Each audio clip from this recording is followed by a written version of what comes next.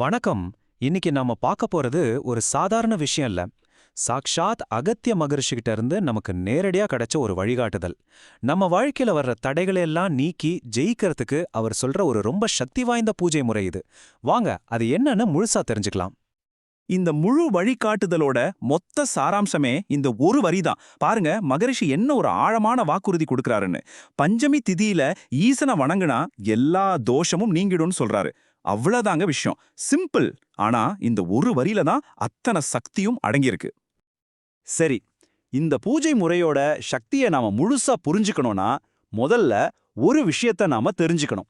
அதாவது, இந்த வழிகாட்டுதல் நமக்கு எப்படி கிடைச்சது, இது எங்கிருந்து வந்தது, இத புரிஞ்சுக்கிட்டாதான் இந்த வார்த்தைகளுக்கு பின்னாடி இருக்கிற அந்த உண்மையான வலிமையை நம்மால உணர முடியும். பாருங்க, இது ஏதோ பழைய புத்தகத்திலேருந்து படிச்சு சொல்ற விஷயம் கிடையாது. இது ஜீவநாடி மூலமா கிடைச்சது. ஜீவநாடினா என்ன தெரியுமா? சாட்சாத் அகத்திய மகரிஷியே ஒரு மீடியம் மூலமா இப்போ இந்த காலத்துல நமக்கு நேரடியா சொல்ற ஒரு தெய்வீக செய்தி. யோசிச்சு பாருங்க, இது எவ்வளோ பவர்ஃபுல்னு. இது ஒரு லைவ் கம்யூனிகேஷன். இன்னொரு முக்கியமான விஷயம் என்னன்னா, மகரிஷி இத ஒரு அட்வைஸா சொல்லல, இது ஒரு உத்தரவு. ஆமாங்க, ஒரு கட்டளை. ஆனா இது மிரட்டலான கட்டளை இல்ல, நம்ம நல்லதுக்காக, பக்தர்களோட நலனுக்காக அவர் போடுற ஒரு அன்பு கட்டளை. இதுவே இதோட முக்கியத்துவத்தை நமக்கு உணர்த்தும் இல்லையா?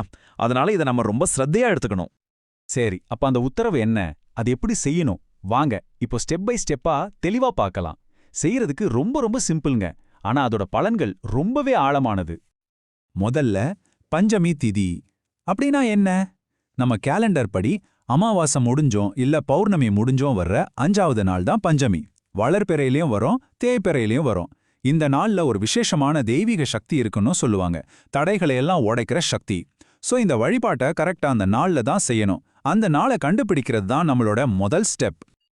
மகரிஷி சொல்ற வழிமுறை ரொம்பவே சிம்பிள். வெறும் 2 ஸ்டெப்ஸ் தான். 1, பஞ்சமி திதி என்னைக்கு வருதுன்னு பார்த்து வச்சுக்கணும்.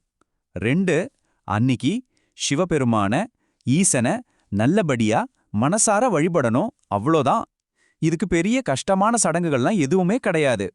சரி, இவ்ளோ சிம்பிளான இந்த வழிபாட்டை ஏன் செய்யணும், இதனால என்ன கிடைக்கும், இந்த கேள்விக்கு மகரிஷியே பதில் சொல்றாரு.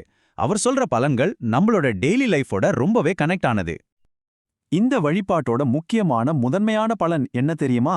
அனைத்து தோஷங்களையும் நீக்கும் சொல்றாரு. தோஷம்னா என்ன? அது நம்ம உடம்புல வர பிரச்சனையா இருக்கலாம், பண கஷ்டமா இருக்கலாம், குடும்பத்துல சண்டையா இருக்கலாம், இல்ல நாம செய்யற எந்த வேலையிலையும் ஒரு தொடர் தடையா இருக்கலாம். இந்த வழிபாடு என்ன பண்ணுதுன்னா, இந்த எல்லா பிரச்சனைக்கும் மூல காரணமா இருக்கிற அந்த நெகட்டிவ் எனர்ஜியை, அந்த தோஷத்தை வேரோட நீக்குது. இது ஒரு கம்ப்ளீட் கிளீனிங் ப்ராசஸ் மாதிரி.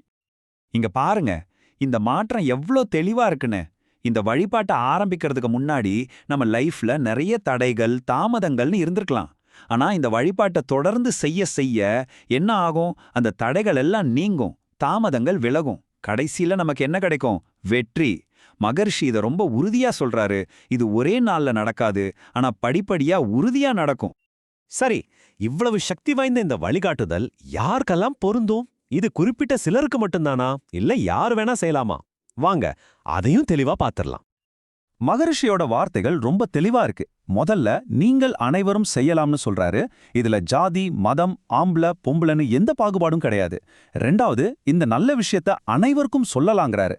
அடுத்ததா, அகத்திய மகரிஷியோட பக்தர்கள் இத கண்டிப்பா கடைபிடிக்கணும்னு சொல்றாரு.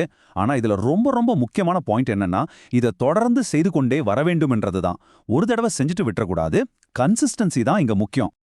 அப்படி தொடர்ந்து செஞ்சா என்ன ஆகும்? பின்புதான் அனைவருக்குமே வெற்றி கிடைக்கும் அப்படின்னு சொல்லி முடிக்கிறார். பாத்தீங்களா? நீங்க செய்ய வேண்டியது ஒண்ணுதான், தொடர்ந்து வழிபடுறது. அதோட விளைவு வெற்றி. ரொம்ப நேரடியான ஒரு தொடர்பு. இது ஒரு நிபந்தனையே இல்லாத ஒரு மகரிஷியோட வாக்குறுதி. சரி, இப்போ இந்த விளக்கத்தோட இறுதியில உங்ககிட்ட ஒரு கேள்வி. நாம வாழ்ற இந்த உலகத்துல தினமும் எத்தனையோ சவால்கள், பிரச்சனைகள். அப்படிப்பட்ட நம்ம வாழ்க்கையில ஒரே ஒரு விஷயத்த மட்டும் முழு நம்பிக்கையோட விடாம தொடர்ந்து செஞ்சா அதனால எவ்வளவு பெரிய மாற்றத்தை கொண்டு வர முடியும்னு நினைக்கிறீங்க? கொஞ்சம் யோசிச்சு பாருங்க.